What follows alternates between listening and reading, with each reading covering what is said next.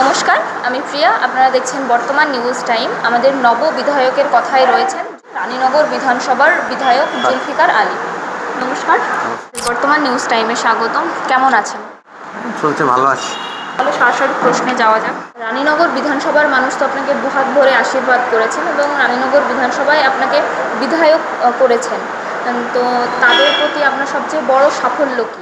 তাদের প্রতি বড় সাফল্য হচ্ছে তাদের জন্য আমাকে 24 ঘন্টা সারা বছর আমার ওদের পাশে থাকতে হবে। আমি যে প্রতিশ্রুতিগুলো দিয়েছিলাম সেগুলো অলরেডি কাজ শুরু করেছি। স্বাস্থ্য শিক্ষা নিয়ে, রাস্তাঘাট নিয়ে, এগুলোই চলতে থাকে।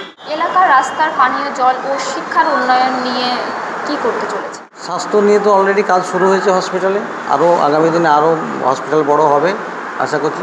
রাস্তাঘাটও দীর্ঘদিন তো কেউ কাজ করেনি, এবার অনেকগুলো রাস্তা শুরু হয়েছে, কাজ হবে।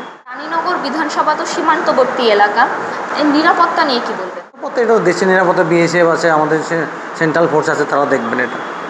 যারা বেকার যুবক রয়েছে তারা তো বিভিন্ন জায়গায় কাজে কর্মে যায়, তো এখানকার কর্মসংস্থান নিয়ে কি করার পরিকল্পনা রয়েছে?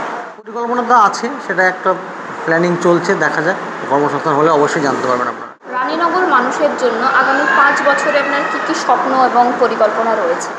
প্রথম স্বপ্ন আছে আমার, আমি ভোটের আগেও বলেছিলাম, স্বাস্থ্য পরিষেবাকে পুরোপুরি ঠিক করা।